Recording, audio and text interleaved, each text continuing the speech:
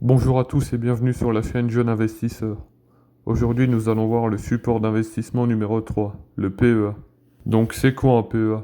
Donc, le PEA, qui veut dire plan d'épargne en action, est un support d'investissement permettant d'investir sur les marchés financiers européens, tout en bénéficiant de différents avantages fiscaux par rapport au compte titre. Donc, il existe trois types de PEA. Le PEA, le PEA jeune et le PEA PME. Donc ils peuvent tous être ouverts par toute personne majeure domiciliée fiscalement en France auprès d'une banque ou d'un courtier. Donc dans quoi peut-on investir? Dans des actions européennes, dans des ETF éligibles au PEA et dans des fonds comportant 75% au minimum d'actions européennes. Je vous montrerai ma technique pour voir si une action est éligible au PEA ou pas dans un instant. Donc pour voir si une action est éligible au PEA, on peut se rendre sur le site de Bourse Direct, taper son nom, par exemple Sanofi, on clique dessus et on peut voir à côté du ticker de l'action s'il y a PEA ou pas. Par exemple, là, Sanofi est éligible au PEA, mais par exemple pour Unibail Rodamco, on peut voir qu'il n'y a pas PEA, ça veut dire qu'elle n'est pas éligible au PEA. Donc les PEA PME et les PEA jeunes. Donc le PEA PME, donc PME veut dire petites et moyennes entreprises. Il sert à investir dans des PME qui sont caractérisées par un chiffre d'affaires inférieur à 1,5 milliard d'euros ou un bilan qui ne dépasse pas les 2 milliards d'euros, et un siège social qui se situe en France ou dans un pays de l'Union européenne.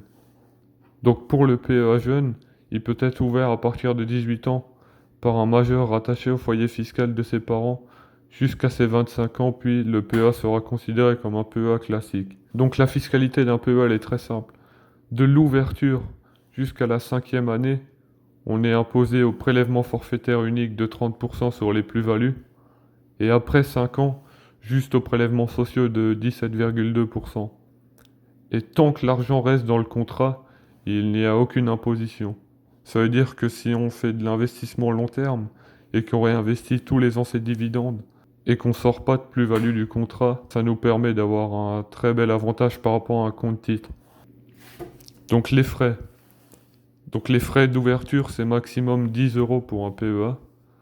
Les frais de transfert et clôture, 15 euros par ligne transférée ou 50 euros pour les titres non négociables, dans une limite de 150 euros maximum.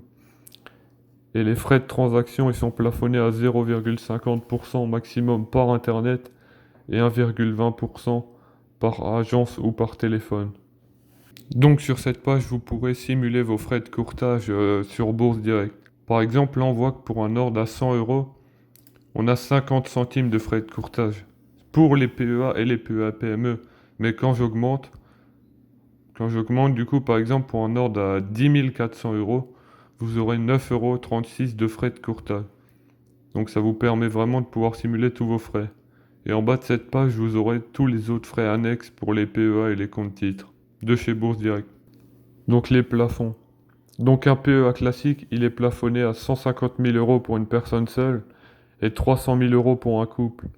Le PEA PME à 225 000 euros, le PEA jeune à 20 000 euros. Mais ces plafonds sont des plafonds de versement. Cela veut dire qu'un PEA peut être valorisé à plus de 150 000 euros grâce aux plus-values. Mais le plafond d'un PEA et d'un PEA PME ensemble est de 225 000 euros. Cela veut dire que si vous avez versé 150 000 euros dans un PEA, vous aurez la possibilité de verser 75 000 euros sur votre PEA PME maximum. Merci d'avoir regardé cette vidéo jusqu'à la fin. La série sur les supports d'investissement est terminée. Nous nous pencherons plus sur l'investissement dans les prochaines vidéos.